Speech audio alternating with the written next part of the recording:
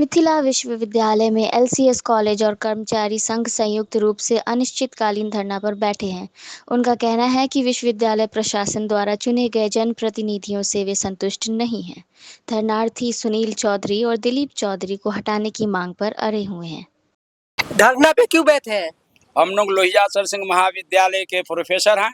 मेरे यहाँ विश्वविद्यालय जो द्वारा गवर्निंग बॉडी का मेंबर जो बनाया गया है, जनप्रतिनिधि Sunil Kumar Chaudhary, UR university president doctor Dilip Kumar Chaudhary, department of chemistry के हेड ऑफ डिपार्टमेंट है।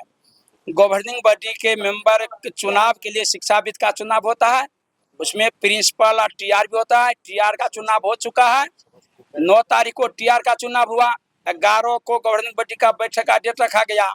पुनः सुनील चौधरी बोले यह अपरिहार्य कारण से मैंने और इसको डेट को 13 तारीख को बढ़ाया जाए। 13 तारीख को 4:30 बजे रखा गया समय। 4:30 बजे सुबह शाम से लेकर 7:30 बजे तक विश्व महाविद्यालय में बैठे हुए नहीं आए।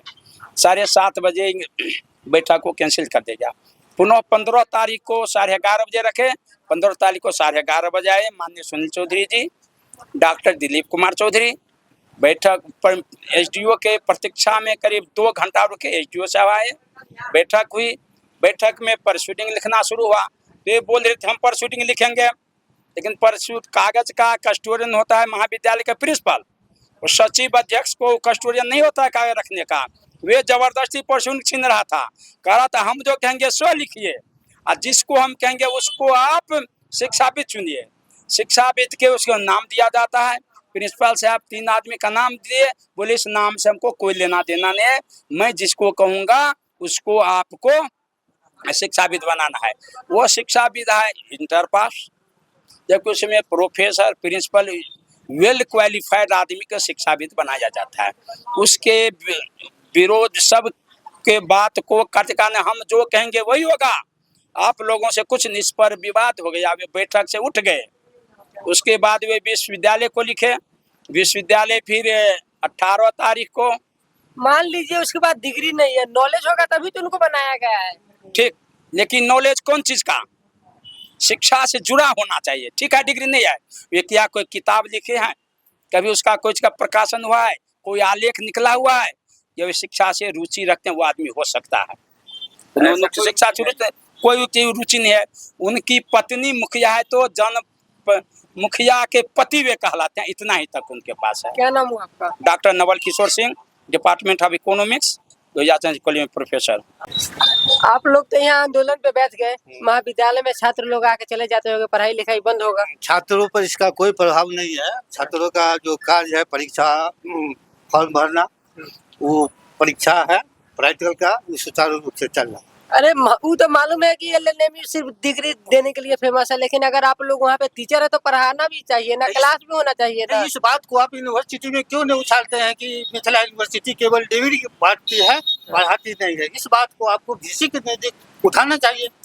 आपके अनुसार ये सही कैसे होगा? हाँ, सही होगा सुचारू रूप से जो कॉलेज चलेगा, कॉलेज पर जो है क्लास चलेगा, कहीं चल रहा है, हमारे कॉलेज में तो चल रहा है। बाद बाकी आप जाइए तो जो कंसेंट यूनिट है उसमें भी यही हाल है। यूनिवर्सिटी हमारी समस्याओं को नहीं देख रही है। ये जो है कंसेंट यूनिट है इसमें भी यही हाल है, इसी को देखना चाहिए। सीएम साहब जो कॉलेज सब है कि वहाँ क्लास चल रही है या नहीं चल रही है। अच्छा, आप लोग जो अपनी मांग को लेकर बैठे हैं, आपकी अंतिम फैसला क्या है और मांग क्या है? अंतिम फैसला यही कि हमारा कार्यक्रम अनवरत रूप से चलता रहेगा, आगे बदलेगा, अनशन के रूप में चलेगा। उसके आगे भूख हड़ताल, उसके आगे जो है आमरण अनशन तक चलेगा। जब तक हमारी मांग नहीं मानी जाती है अनवरत चलती रहेगी, क्योंकि ये जो प्रतिनिधि चुना गया है विश्वविद्यालय से, विश्वविद्यालय प्रतिनिधि और जनप्रतिनिधि है ना, ये मनमानी करते हैं, पैसा लेकर के भू माफिया को सचिव बनाना चाह रहे हैं। आपको जो परेशानी हुई है इसके लिए कहाँ कहाँ गए? हम विश्वविद्यालय से लेकर के एसडीओ के कार्यालय तक, कुलपति के कार्यालय तक, प्रति कुलपति के कार्यालय, रजिस्ट्रार, सबके यहाँ हम सब आवेदन दिए, लेकिन विश्वविद्यालय प्रशासन ने हमारी एक भी बात नहीं सुनी। हम 18 तारीख को अपने महाविद्यालय पर 1 दिवसीय धरना दिया। इन दोनों जनप्रतिनिधि श्री सुनील कुमार चौधरी और विश्वविद्यालय प्रतिनिधि डॉक्टर दिलीप कुमार चौधरी के विरोध में हम सब धरना पर बैठे हैं। 19 से हम सब बैठे हैं और यह धरना अनिश्चितकालीन है। जब तक वे दोनों वापस नहीं होते, उनके जगह पर नए प्रतिनिधि यानी सदस्य का चयन नहीं होता है, तब तक हमारा आंदोलन जारी रहेगा। उनकी मनमानी है। वे कहते हैं कि प्रोफेसर कौन होता है, हम बहाली करते हैं। अच्छा, तो कॉलेज में आपको प्रोफेसर चाहिए, टीचर चाहिए, स्टाफ चाहिए, प्रिंसिपल चाहिए, तो जनप्रतिनिधि क्या करे? अरे जनप्रतिनिधि विश्वविद्यालय बनाकर भेज देता है। यह इधर से कुछ बात ही है। अधिनियम के तहत अब आ गया है कि संबद्ध डिग्री कॉलेजों में जनप्रतिनिधि एक मेंबर होंगे जो महाविद्यालय को सुचारू रूप से चलाएंगे, देख रेख करेंगे, सौहार्द वातावरण बनाएंगे, न कि जाकर लठैती करेंगे, गुंडाई करेंगे, बदमाशी करेंगे, जातीय उन्माद फैलाएंगे। ये सब जाकर के वहां राजनीतिक अखाड़ा बना दिया महाविद्यालय को। 2 गुटों में बांटकर कर्मचारी शिक्षकों को लड़ाते हैं और इनको उसमें मजा आ रहा है। हम सब आपस में 2 महीने का भुगतान नहीं हुआ, 4 महीने से अनुदान लंबित बना हुआ, नहीं मिला। किनको देना है, नहीं देना, किनको देना है, नहीं देना है। महाविद्यालय चलाता है प्रधानाचार्य। प्रधानाचार्य की जिम्मेवारी बनती है कि प्रतिदिन कौन आते हैं, कब आए, उनका मासिक भुगतान किनका हुआ, किनका नहीं होता है।